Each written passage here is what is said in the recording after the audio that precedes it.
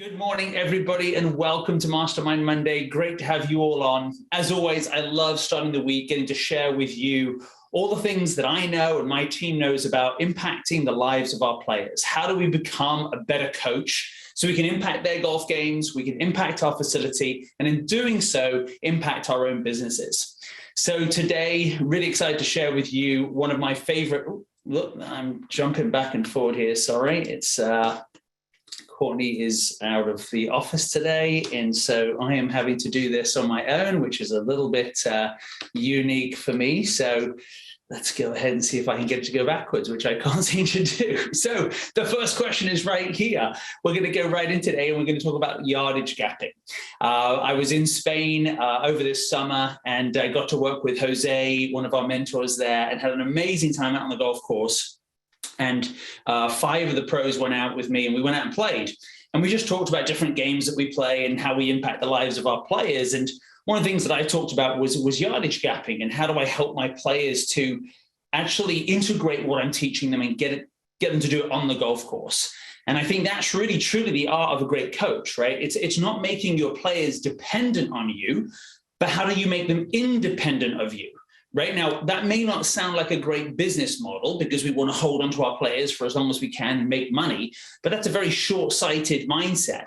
I would say as a great coach, what we're saying is if my players can go out and win tournaments, or if they can go and shoot 80 in front of their friends or break 100 in front of their friends are going to ask, who have you got coaching from? And that to me is how you build up your book of coaching, is people know you for the results that you get. So what I want to talk about today is the ways that you can go ahead and how do you transfer a skill set from the driving range or from the wedge area or from the chipping green, and how do you take that actually out on the golf course? And then how do they do that when you're not there? So the first question has already jumped up because my computer seems to be having fun today. And my question to all of you today is, in the chat box, go ahead and just give this answer. I'll just go ahead and say hi here real quick in the chat box. But go ahead and tell me, what are the ways that you go ahead and have your players implement what they've learned? How do you make sure that they're integrated on the course? And you can already see 3 of them that have come up here. Is that, do you actually take them on the course to ensure that it works? Do you see them actually work on, whether it's wedge technique or whether it's full swing or whatever it may be? Do you actually go out there and see it? Because golf is renowned as a sport that your coach does not actually go on the golf course or on the field with you. Every other sport that happens, right? I mean, a baseball coach, a football coach, a basketball coach, an ice hockey coach, every coach is always watching their players play. And that rarely happens in golf. And so one of the things for me is definitely me. I want to see my players out there. The other thing is tracking data, whether you've got some form of technology or an app or just a spreadsheet, or a piece of paper, are you tracking that improvement so you can show them how to gain confidence that the data is showing them that they're getting better at the game of golf? Next would be obviously adding pressure. Do you get out there and add pressure to your students? Because it's so easy as a pro to make our players comfortable by talking to them nicely and giving them feedback on the driving range and supporting them on every single shot. But then they go and jump into the fire of a golf tournament and they don't have that. So, how do you go ahead and sort of stress test them, to ensure that those results are actually going to come out when they play? Next one that I like to do here is have people compete against each other.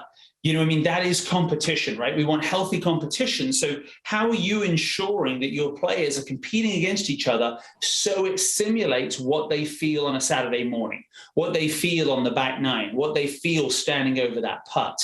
And then maybe there's some other things that you might sort of work on. So looking here, Kevin Coombs on course with goals at the session and then with pressure. Love it. Scott Weiss, I teach about 30 minutes and then we go right to the course for the next 30 minutes. Great. So let's go ahead and see from everybody else. Just click on the chat box. There's a little bubble at the bottom there. Let's fire them in so it's interactive. One of the biggest things that I can tell you is if you want to learn and you want to really get success in your business and in life, take notes and interact, right? So ask questions in the chat, in the text box, throw feedback in there. So let's see a couple more come in. I'm going to sort of wait and see as some come in, and then I'll move on to all the great content. So it's all up to you now on how long you take to see that content. So we've got a couple more coming in. I see this right now. Come on, Ian, Leo, Rick. I see somebody driving. Ron, you are not allowed to go ahead and answer this question. There you go. Tam, there you go. Set goals and play games. I love it. Compete against the pro. Yeah, love it. Yeah, currently driving. Dylan Baker, do not go ahead and answer that one.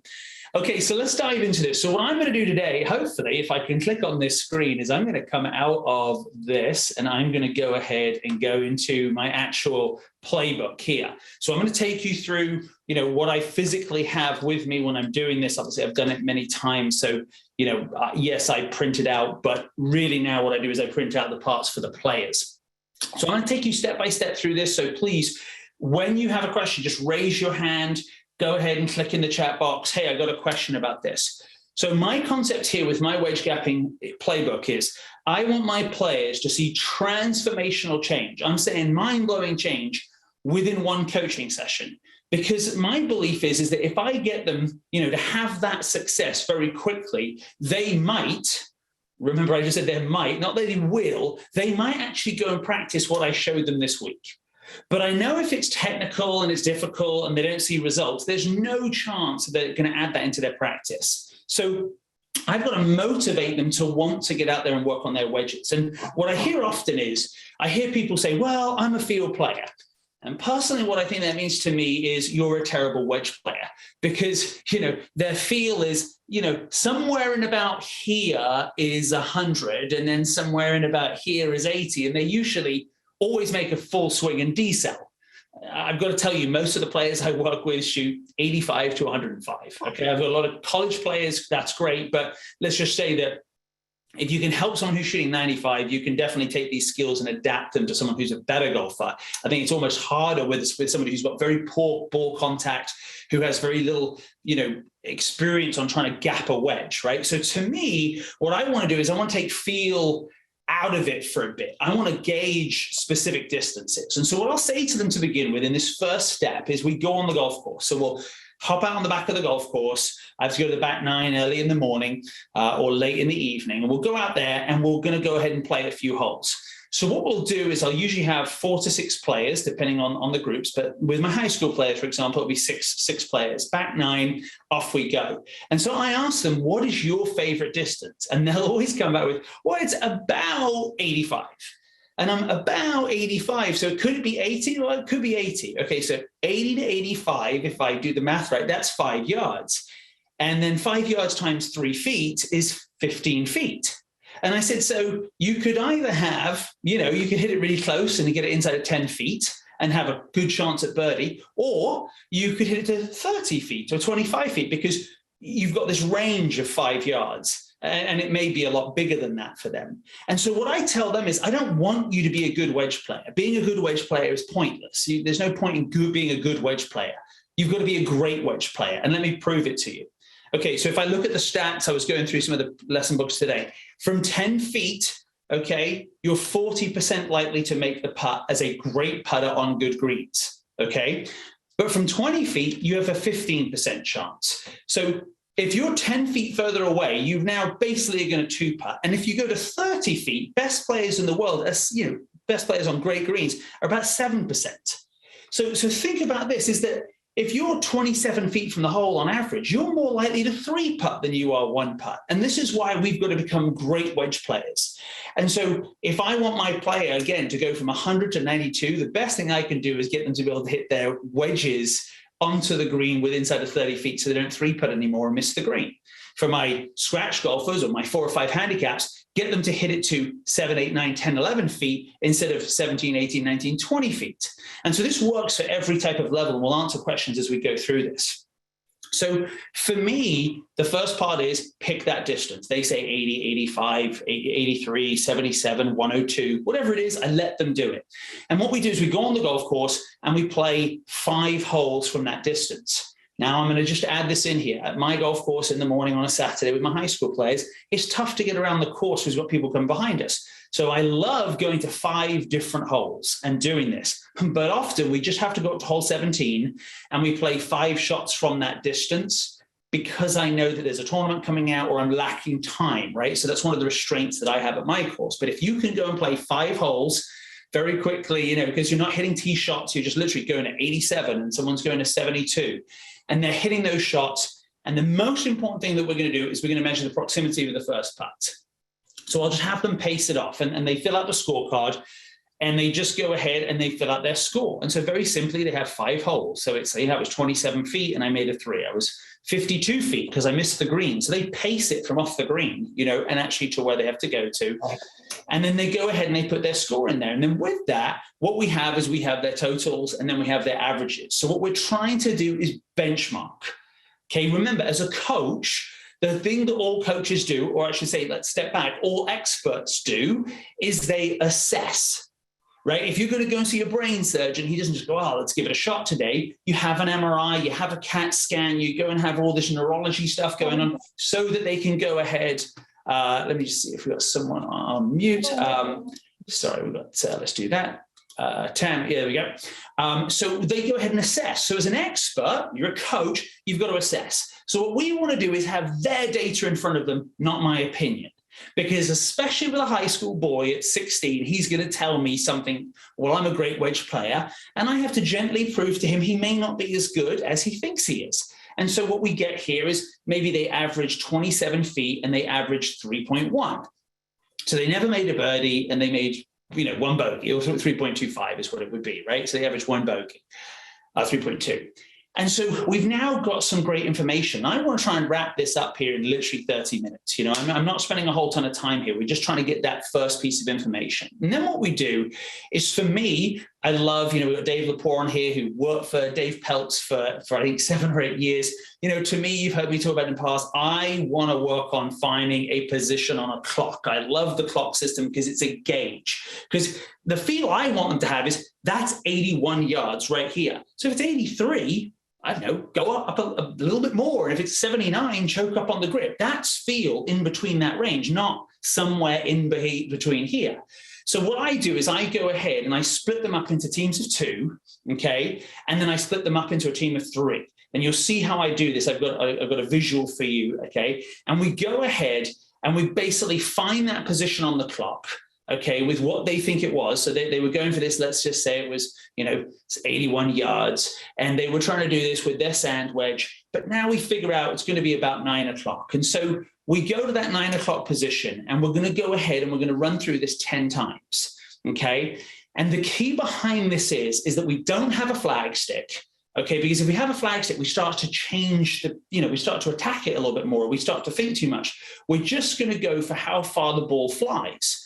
So what I'm going to do here is I'm going to scroll down and give you some artwork here.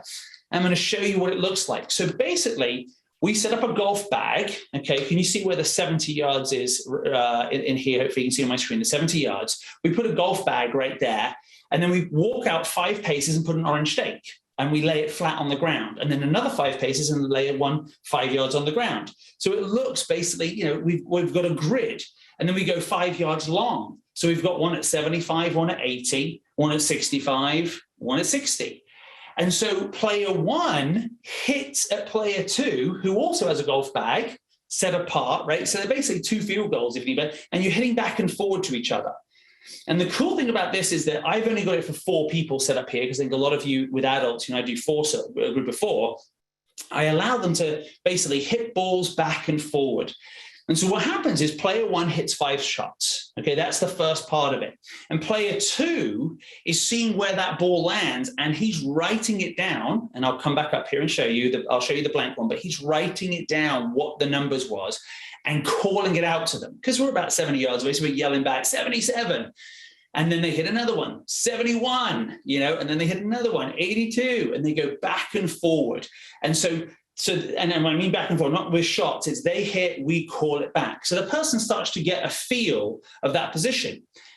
Now, the player standing to the right of player 1, who's player 3, they're just always going to look in between their shot. They're going to see what position it is, because inevitably what happens is they're like, 9 o'clock, and it's actually a full swing, and they're nuking this thing over the person. So what we've got is, it's such a fun team event, right? So I'm looking at this guy hitting, that was 9 o'clock. Now I hit, he looks at me, he calls out the number, and we got these 4 people back and forward doing it. And I literally just get to get in there and sort of walk around and ask them, how was the strike?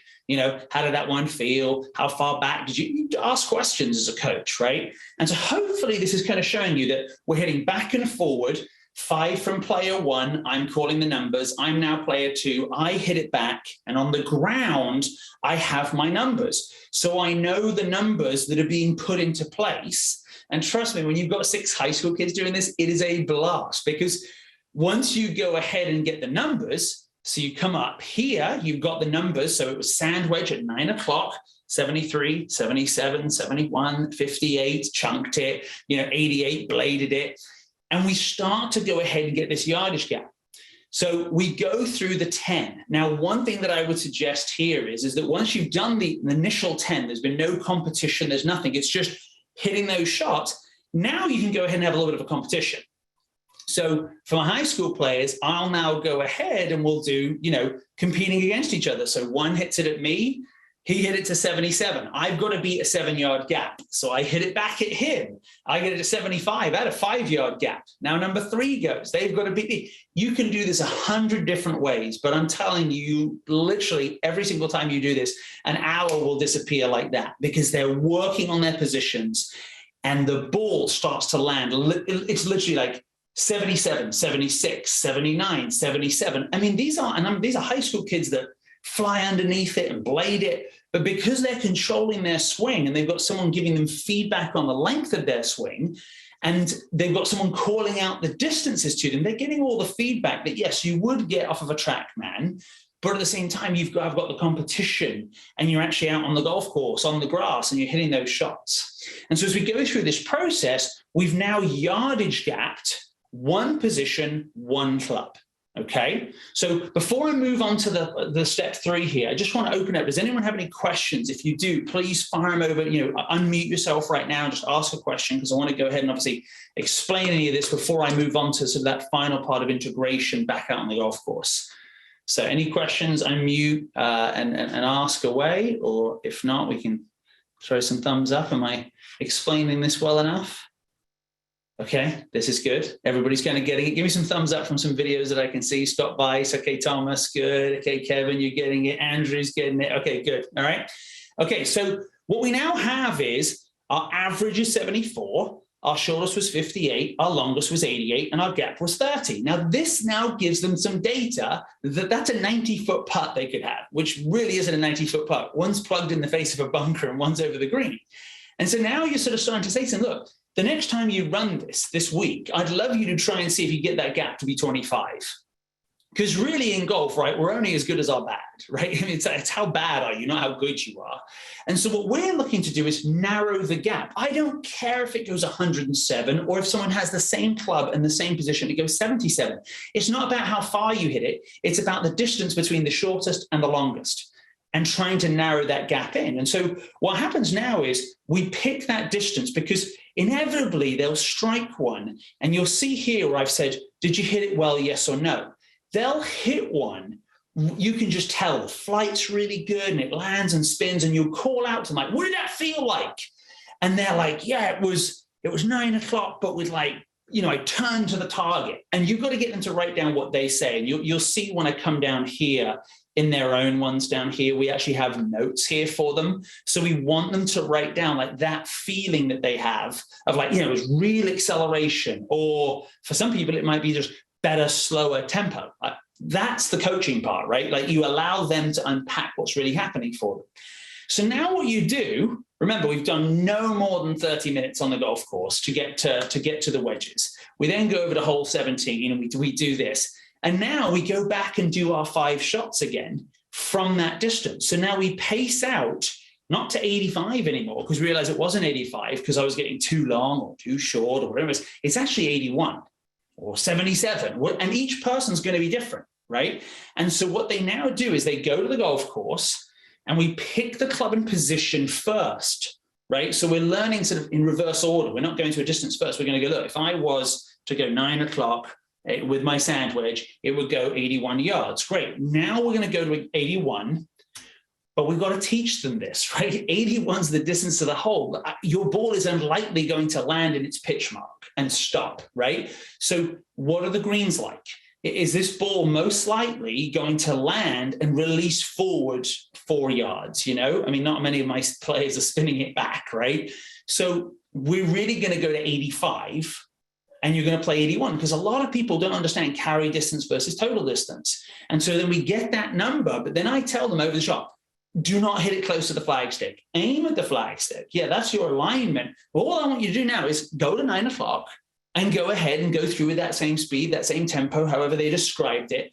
And we're going to go ahead and repeat this. And so we go through this 5 times. And what's insane about it is, and we did this, I mean, you can do this with amateurs, you do it with pros, but even with Jose, his brother Rafa was there, and who else? Jose Ignacio. I mean, it was literally their ball, 79, 79, 80, 78. Like those were the numbers. And so we went back out onto the golf course, and what you tend to see is someone sort of decelerating because they think it's too much club, or they get too long. And that's where they need to start to learn. That's what happens under pressure for them.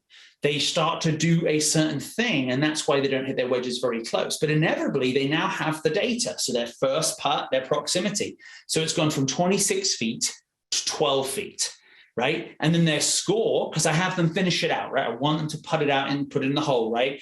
Is now a 2.8 or a 2.9. And they see the difference and they start to understand it. And now what you've got in that very brief time is you've got the proven data for themselves that this is how far it goes. This is how you're going to shoot lower scores, because your proximity of putt is decreasing, which means you have a better chance to go ahead and run through that. So what they have at the end of that is this basic piece of information. The first run that you did it, this was your distance, the club that you hit, the position, proximity average, okay? And now we know it's actually a 9 o'clock sand wedge position, positioned there, the distance 81 yards, my proximity average is 13 feet, and my scoring average was 2.9.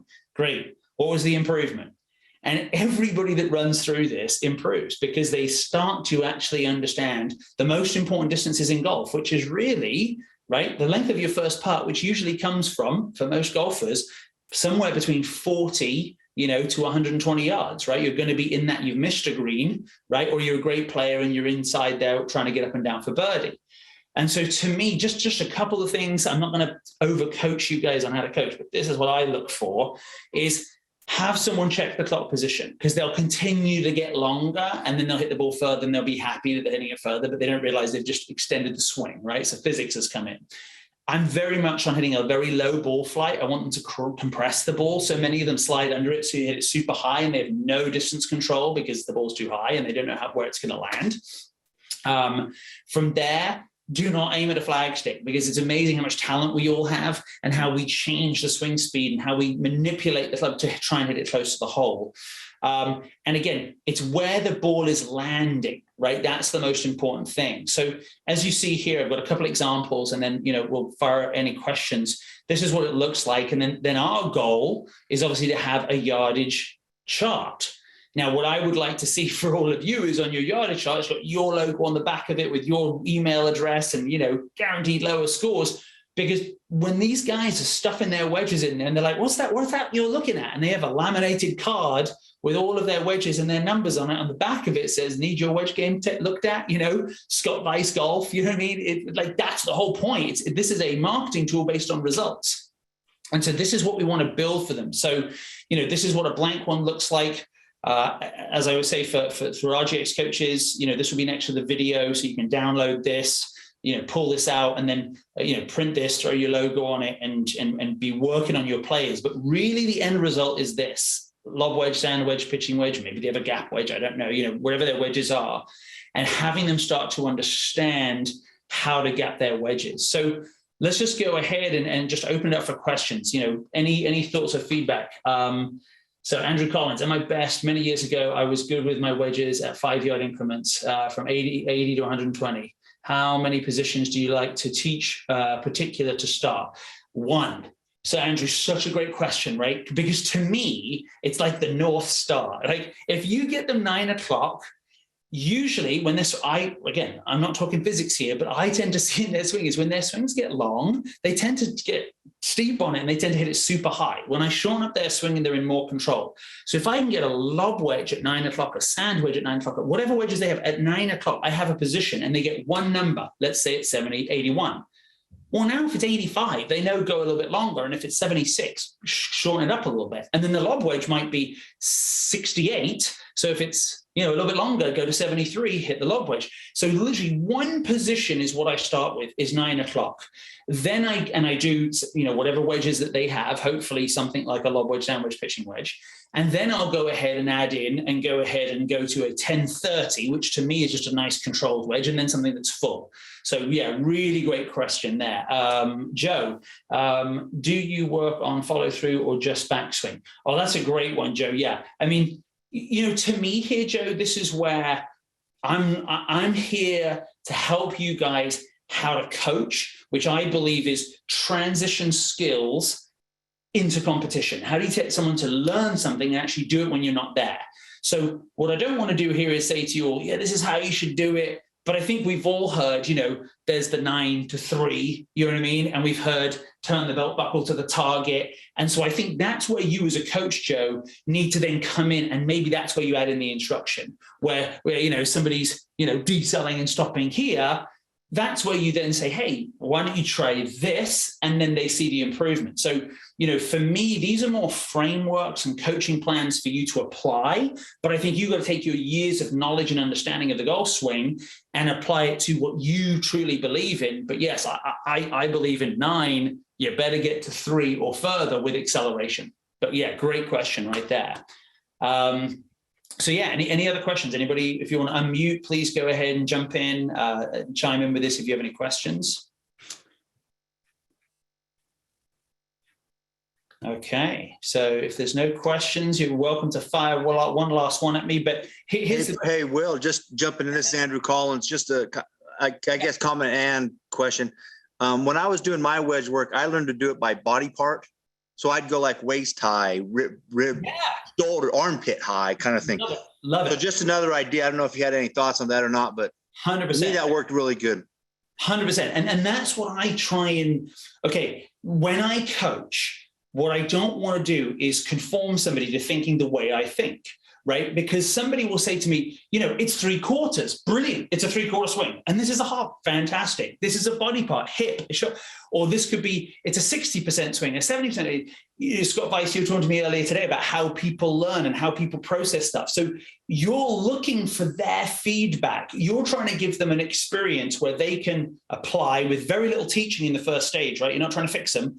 And then when they say, oh yeah, this is like a 3/4 swing for me. Okay, write down 3/4. Don't say 9 o'clock, because if that doesn't resonate with them, it's not going to help. It's not about them walking away with what I know. It's about them walking away being able to do what they need to do to shoot their score. So that's a really great one there, Andrew, is yes, think of it more away about that. Tam Bronchi, 3 finishes for trajectory control, short for lower, symmetrical backswing for, yep, absolutely. Yeah, I remember that one that, my coach used to teach me, throw it over my shoulder to hit it super high.